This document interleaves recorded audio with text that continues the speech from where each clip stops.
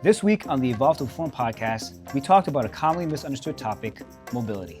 We discussed mobility versus flexibility, How we can improve mobility, common misconceptions about mobility. the 7 archetypes of mobility. So grab your foam rollers and your massage balls and let's get into it. Welcome back, everyone, to the Evolve to Perform podcast. How are you doing today, Kingsley? Not too bad, Jordan. How was your day today? My day was good. I started off my morning in the lovely Normatec compression boots. How come? I did a lot of squats yesterday and deadlifts, and my legs, I woke up and they felt like they weighed 1,000 pounds. So I just needed to, get that taken care of.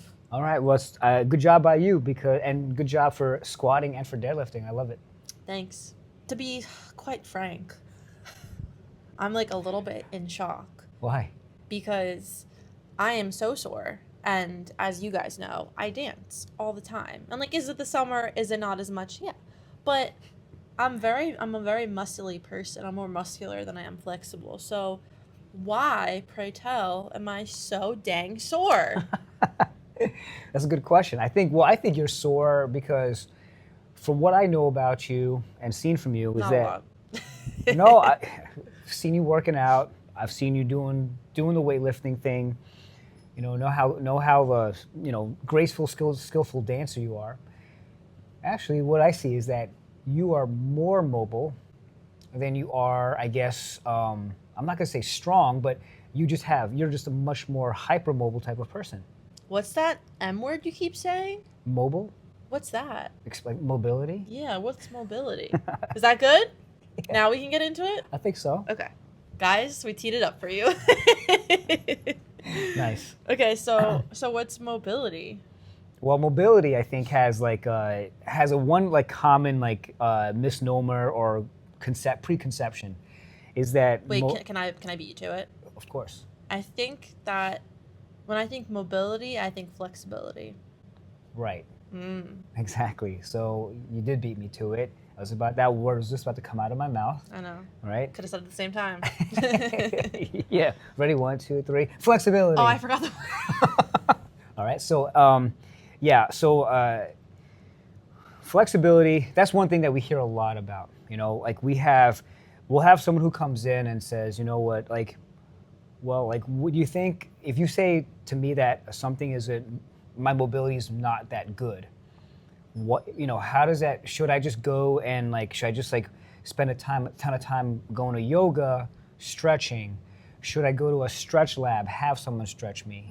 Or do I spend a lot of time just kind of hanging out in these long extended positions and poses to stretch my muscles? Does that help me with my mobility? And those are really good questions. Yeah. But to me, the answer is no. Yeah. Because mobility is more than that. Yeah. Mobility is an expression of how well can muscles stretch, how well can they lengthen.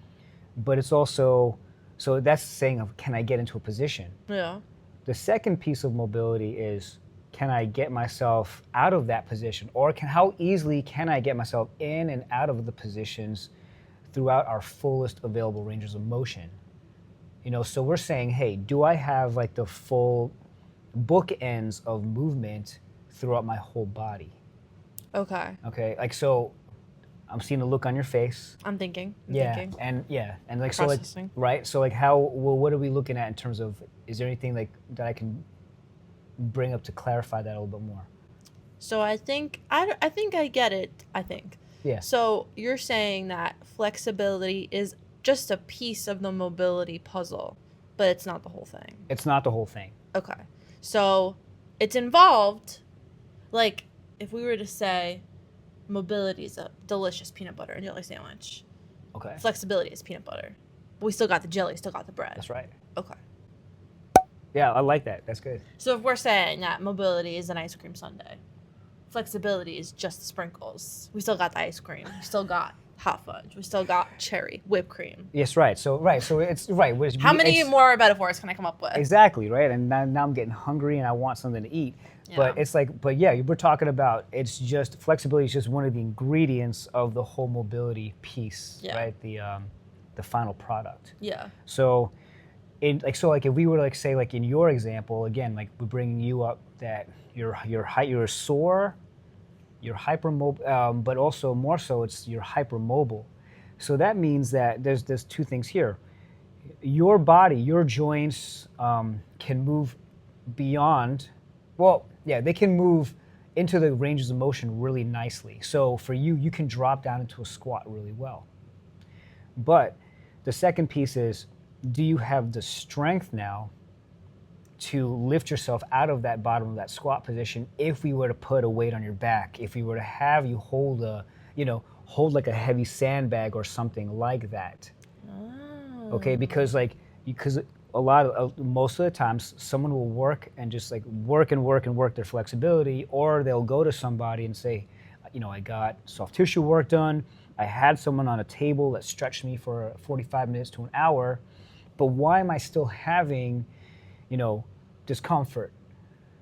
Or, why am I not moving, as well as I think I can? Because I feel like I can, bend into those positions, but you can't move yourself out of it. So do you have now the muscle strength, the muscle control, the coordination of those muscles to now bring you out of that deep squat? Yeah. Okay, or that position. Yeah. So it's like, so yes, that's why so that's the difference between flexibility and mobility. Okay. So if someone wanted to increase or improve their flexibility, it's different than how they would want to improve their mobility, or like some things the same, some things different. Like, would you recommend yoga and like static stretching to improve mobility, or is that really just going to help with the flexibility piece of mobility? Well, I think look, I don't want anyone to think that yoga is not complete or helps us out with that. Yeah, we love yoga. Yeah, I mean I enjoy hot yoga, and more so there's I guess there's two things we look at. It's like, do we have a passive component to it? Do we have an active component to it? So when I say passive, say for example we're in yoga, we're in pigeon stretch. Okay. Right, or we're in pigeon pose. Yeah. That's kind of like that figure 4 position. You're kind of sinking really low. You get a lot of like external rotation of your hip and stuff like that. Yeah.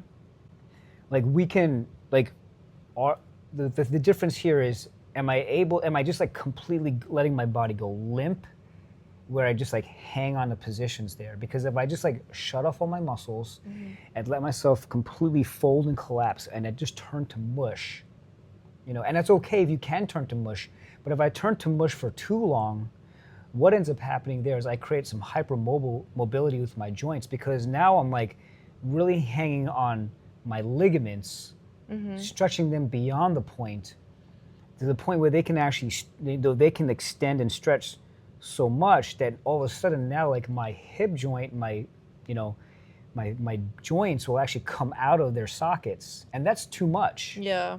So think about that. So if you build up so much hypermobility because you're passive, you go limp, you stay in a stretch for a long period of time, you actually are starting much further behind the start line to move yourself out and back into another position. Yeah. Okay, so the active component is making sure that, okay, I can shut off for a little bit, but now the active component is my muscles can now move my skeleton back to where it has to be, and be powerful and efficient.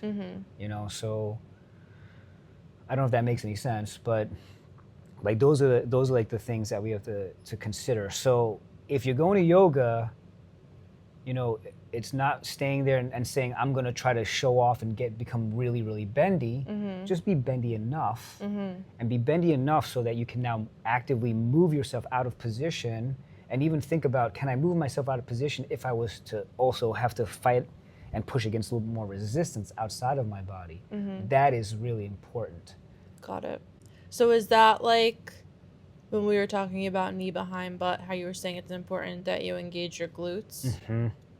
Look who's learning. Exactly. Yeah, that is the biggest piece there. It's like, okay, I can get my hip, or I can get my knee behind butt, or someone can stretch my leg back there, but if I can't squeeze my butt, then that's where I'm missing that active component, because that active component also gives you the stability, the control. Yeah. You know, if you don't have it and you're back there, and then all of a sudden you have to either like lift a weight, or if you're doing like a, if you're doing a split squat or whatever it is, and your muscles can't hold you, then again you're going back to overstretching, over tensing those ligaments, and then before you know it, those ligaments will be like, I can't hold this anymore. Yeah. And then you're just gonna continue to push your joints further and further outside of their normal ranges, and then you'll start to wear away at other things. Okay, so would you say that engaging your muscles is like that key between flexibility and mobility?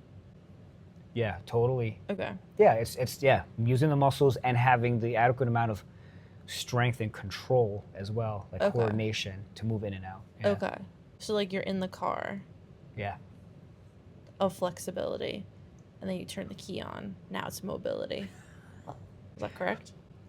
Yeah, turn the car on and step on the gas a little gas pedal to it. I feel like you today with the metaphors. Yeah, right. You're just throwing them right at me. They're really good. Thanks. Sometimes I need them for my little brain. Hyperextension is a totally different thing than hypermobile. You asking me or telling me? Asking. Asking. Well, I mean, hyperextension is an expression of hypermobility. Okay, so you think that I'm hypermobile? Yes.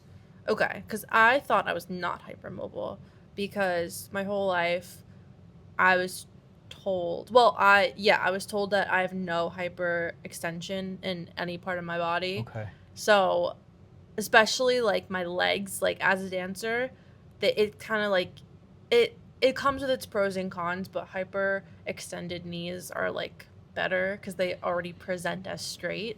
My knees were like the opposite, so my knees always looked bent. Mm-hmm. So my teachers were always like, straighten your knees, squeeze your kneecaps, pull up your kneecaps, pull up your kneecaps. So I had to like consistently like think that way. So I was like, little old me, no hypermobility, no hyperextension. So it's like you're like a mere mortal, like in the dance world. For you though, yes, depending on your art, your sport, whatever it is. Okay, so I guess relative to that segment of the population, you weren't that as hypermobile as everybody else. Yeah. But like to the normal human, you are. Okay, guys. so yeah, so I mean, yeah, so you guys have to like take it with the with a grain of salt, with depending on, what thing you're trying to do, but in the grand scheme of things, yes, for you, like just to the average active human, right, not focused on all the on the shapes and positions you need to get to, with dance, you are considered hypermobile. Do you get that reference? I was doing the Breakfast Club at the end when he's like, what song is that? Don't you Yes! forget about me. Don't. Right? And they did that again in, it was also in Pitch Perfect. Okay, so to all my dancers that are not that don't feel like you're hypermobile to us. Okay, so how can anyone improve their mobility? Is it just kind of doing that, like stretching while also engaging your muscles, or is there other stuff that you could do? You can do that. You can do it multiple ways, and depending on what your limitations are. So like someone who has wants to still improve their mobility, doesn't feel like they're getting into position well, you can use like pressure-based techniques like, rolling, foam rolling, using massage balls and things like that. Those are very commonly used methods of increasing your mobility. Mm-hmm. But again, here's the thing. It's like, all right, well, I rolled my leg for half an hour and I still either have some pain or I still struggle to get into a certain position. Mm-hmm. So these are the people now we're going on the opposite spectrum who aren't hypermobile. They're they'll say I move around like a robot. I'm like the Tin Man. These are the ones who can't get low in a squat. Those are the ones that can't get their arms overhead, fully, whatever it is, Yeah. Those are the ones that can't even cross their leg over, to I guess if they wanted to even put their shoe on or something like that, So yeah, they'll say the same thing. Well, I went on a foam roller. I was rolling out for half an hour, but I still can't like bring my knee up to my chest, or I still can't bring my foot up above my waist and like, just put my sock and my shoe on. Yeah. Like what, how come that's not helping me? And it's the same thing there. It's like, well, now it's like you've rolled it out, you've created a window of time where you have a little bit more flexibility and access to the space now, but now then you have to say, I'm going to train my muscles to do that. So it's just physically moving into those things. Yeah. And coming into those barriers. So kind of I answered that question, like with the rolling again but it's more about, it's actually movement, adding the movement in. And that's the thing like that we will just go ahead and like, I think just, skip more often than not. Yeah. So like if you want to get better at squatting, and you want to get ass to grass, you want to get your butt down, you want to get you want your hips to flex more, guess what? Squat more. Okay? And so like after you've done your soft tissue work, after you've done rolling, after you've done any type of bands to help mobilize your joints and things like that, or after you've had someone stretch you, now get on, get to the gym or whatever, grab something and start to squat. Yeah. But more so it's like now you're squatting with like more intention. So you have to do it where you're actually controlling your movement and not like dropping down fast and then popping back up. It's now we're saying, hey, look, we call these like tempo type of movements. So it's like, let's slow it down. Let's make sure that as you go from a standing position and you start to drop down and squat lower and lower and lower to try to get ass to grass, to try to get lower, with good control, everything, it's like you want to picture yourself as like the paparazzi's watching you and they're taking a snapshot of every single degree of dropping and that you've got good control, good positioning, and trying to get to that. So like, and that's where it becomes much more mindful with how you're using your body and what muscles have to just get re-educated. They have to learn how to do those things. Yeah. Okay. And I also feel like too sometimes with body work and like stretching, building muscle, me too. I feel like a lot of people are impatient. So like like even like you saying like, oh, someone said that they rolled out for 30 minutes and they still can't do this. Like I don't know one thing where you can roll out a muscle and then it'll be able to do something that it couldn't do 30 minutes ago. Like I just think that's an unrealistic expectation. But I think that again, I'm there with you too. I do 5 crunches and I'm like, I see my abs. Like no, I don't. So I think you just have to also remember that it's hard to do this stuff and to give yourself grace. Give yourself time, set realistic goals. We have a blog about that. I'll put it in the show notes. Yep. But yeah, like so many times kids will say to me, like, I really want to do a split. And I'm like, okay, that's cool, but it takes time. It's not just going to be like, okay, after a week you come back and you can do a split. Yeah. I had the same goal. It took me months to do a split. Yeah, for sure. And that's for us, like our body has to, we have to give it time to adapt. So there's that adaptation phase. Yeah. And that's like, how do we get to that? Well, it's small increments of changes, right? Small doses of increasing things, but over time. Yeah. So it's that consistency over time. And we know that that's really, really like not what you want to hear. It's not a quick fix, but the consistency. But even if you want to work on your mobility, I'm a big believer if you focus on something, just one thing for like 2 weeks, you'll start to see the changes. But we have to maybe extend that play a little bit more and say, hey, maybe let's give it 4 to 6 weeks before we really get a chance to evaluate what we're doing is the right thing or going to help us move the needle that way. It also depends on like what part of the body you're trying to improve your mobility too.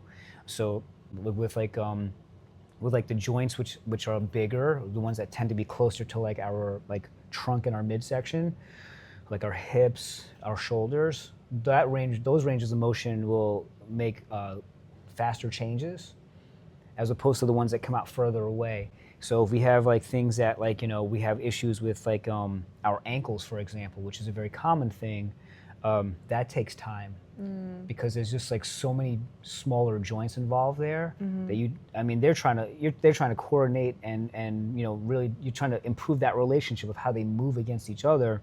So you have to be much more persistent with it, give it more time because there's so many other, just the sheer number of joints involved. So same thing with like the wrist. So if you have like issues with like stiff wrist, you've really got to be patient with that, because like the wrist is basically the ankle of the upper body, and with the number of bones and things like that you have involved. So you have to really just be patient with those things, and those can be frustrating, but it's just the consistency over time. And we believe in you. That's right. Okay. So I'm sure that we can think of 1,000,005 reasons why it might be helpful for an athlete or an active person to be mobile, to have good mobilization. But what about the everyday person that maybe they're not like the biggest athlete, or maybe they're dealing with an injury right now? Why might an everyday person benefit from mobility? Because if you don't end up like moving your body into all of the bookends of where you need to go. So if my knee doesn't bend all the way, doesn't straighten all the way, then my joint surfaces will start to change as well. Like the actual surfaces of the joint? They can. Joint surfaces can definitely change if you don't like teach them to move through their fullest capacity of motion. So like we'll give an example with the hip, right? It's the ball and socket. So it's the round ball spinning in the socket. Do you guys remember that from Frozen Shoulder? That's right, exactly. So it's very easy like visual to show you, but it's like, so with hips too, like if our hips can spin, so they spin so that our foot can turn in and turn out. But they also spin when we bring our knee up to our chest, and when we go knee behind butt, and when we swing the leg out to the side. So think about like all of those like directions that the hip can spin in. Now, if we get away from it where we can't spin it as far in each direction, and we only stay like in a shortened range of motion, the roundedness of the femur, the ball of the femur, that can change. Like all of a sudden, it's like it can change, because then it's like if we're not spinning all the way, then we can wear away at these like certain surfaces of the femur, and then that can just start to flatten out, or it can change its shape, and and so you're just wearing away one particular area of the femoral head, over time, and so if you don't do that, so if you're not moving all the way too, then everything that surrounds that, the softer tissue, like with the ligaments, the capsule, those are also supposed to move around too, right? Depending on how much rotation and spinning is happening within that joint, those get really stiff. It's almost like they get like dried out, because they're like, well, how come we don't have now those fibers aren't twisting and turning and moving and getting tense and getting loose. So then it's like, then that's a catch-22. It's like, all right, I haven't been moving. All right, so my femoral head or whatever starts to wear away in some areas, and then it's like, okay, then the ligaments get really stiff. Now it's like I got to start to work on getting those ligaments to free up again before I can get that femoral head to move. So it's just more so like you just don't want to wear away your joint surfaces if because you have poor mobility, and that happens in all your joints. Yeah. Okay, that can happen everywhere. So it's just eventual that gradual wear and tear. Like our joints are meant to not live, but function, normally for a long, long time, as long as we take our joints through those positions. So yes, the hip is one very common thing, right? We get a lot of people with hip replacements, Shoulders are the same thing too, and if we're talking about everyday people, it's like if you don't move your arms overhead, then you're not getting that full rotation of now the head of the humerus within the shoulder joint itself, and so then all the other soft tissue around it gets really stiff too. It's just I don't know, use it or lose it. That's all we have to say, right? It's like that. It's that cliche. Hashtag use it or lose it. Right. Okay. And how would you recommend the everyday person using it? like any specific movements or any specific activities? Well, I mean, look, just stay active, but you have to think about getting yourself into the shapes of the body, the typical shapes. So when I look at shapes of the body, all right, I picked this up from the model of the ready state. We have our body, right? He said the magic words. The ready state. Is it? You get the limo out front. Is it time? It's not that time. It's not that time. But so we, based off of that, like we have these, the body has certain movement archetypes.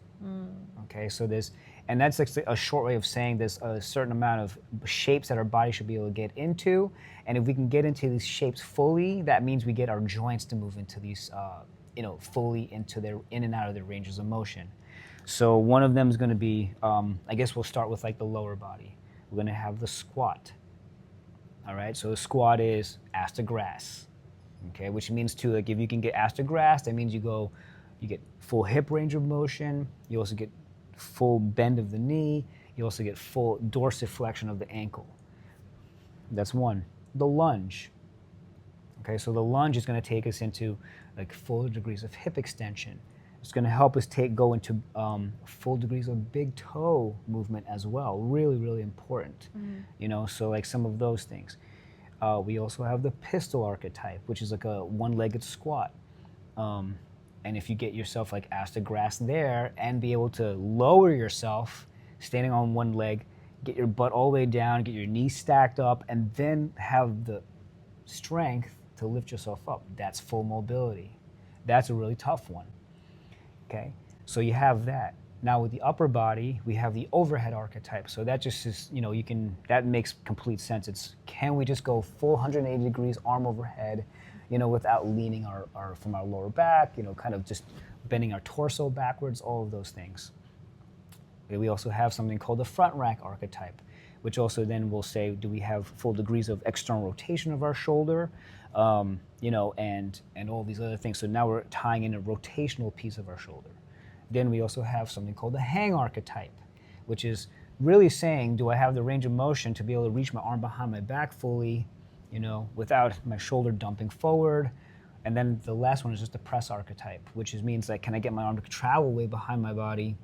Okay, full range of motion there. So it just takes my shoulders and my upper body in full range of motion. So, so those are the 7 archetypes that we look at position-wise, and they just so happen to translate into a lot of athletic movements, So it sounds like a lot, but it really isn't when you put all these pieces together. But that's like what it kind of completes it. So it's like, are you taking yourself through the 7 movement archetypes on a regular basis? And like, so if you're training, and even if you're not training, every single week, are you taking yourself through that movement archetype at least just one time? Like that's how I base off like my workouts.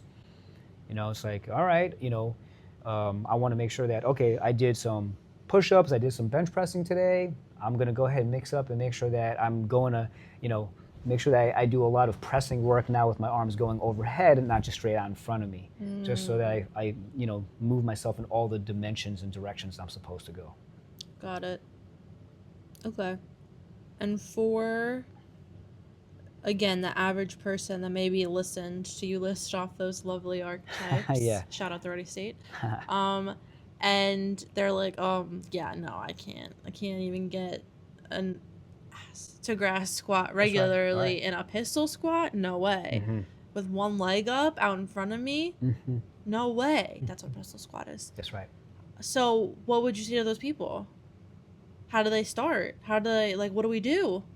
I can't do that. No, of course. Like you can't expect to go right into it, So it's just like you have to work on just like finding out the progressions are and just working it that way. But okay, so the 7 archetypes are like the finish line, not the starting point. Yeah, no, those 7 archetypes. Like, admittedly, are you going to be able to pass and get into all of those?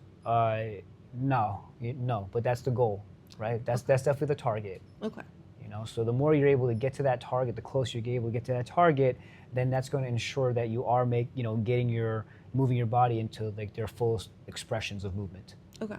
So, my sore legs, you think it's just because I'm hypermobile? No, I don't think it's that. I think it's just like you just need to work on building up a little more capacity of the muscles now. So just a little bit more of like the control, a little bit of like the stability piece there, and I think that's what's going to be the thing that's going to help you. So it's like we just got to get in the gym a little bit more, and just less stretching. Like you don't need to stretch. What? No, you don't need to stretch anymore. I don't Or have to stretch at all. You don't need to stretch as much. So here again, like it's like you are so bendy. Okay, you are bendy. Just say it again. Say it out loud. You're bendy. I am bendy. All right, right. So you're bendy. So we don't need you to stretch any further. If you do feel tight, roll out. Get on a roller. Use the pressure-based type of stuff for you to make sure that those muscles just stay lengthened, because we don't need you to stretch your joints any further. Does that make sense? It does make sense. Okay. Okay. So we just need you to actually like firm up. It's like your body, like your skeleton is like kind of like this Gumby? no, not Gumby. Okay. It's like the puppet that's like really, really like floppy and loose. Like a marionette doll. I guess so, yeah. A puppet is this. A marionette doll. Sorry. Oh gosh, yeah. So a marionette doll, right? So you're like that like really floppy doll, and we need to be able to find something that's gonna like just kind of like tighten up that doll a little bit, so that the movements are still fluid, but it's just not like everything's just kind of like so, I don't know, segmented, I guess. You know, just make you move in a little more like a compact way, more efficient way. Okay. Well, guys, thank you so much for joining me on my journey finding out why my legs are sore. If you have any other questions about mobility, you can always leave them in the comments. Send us a DM. Book a virtual session with us. We really, really want to know about it. Any last words? No, just if you guys are frustrated with what you're working on, you can always give us a call. But also too, don't make your list too extensive. Find one problem area, focus on that for 2 weeks at a time before you move on to the next thing, and see if you make some better improvements that way. Set attainable goals. That's right. That's literally been our theme of 2025. That's a lot. Yeah. Set attainable goals. Everyone, we will see you next time. Hope you have a great wait, I can do it. Hope you have a Hope you have a mobile week. See you soon, guys.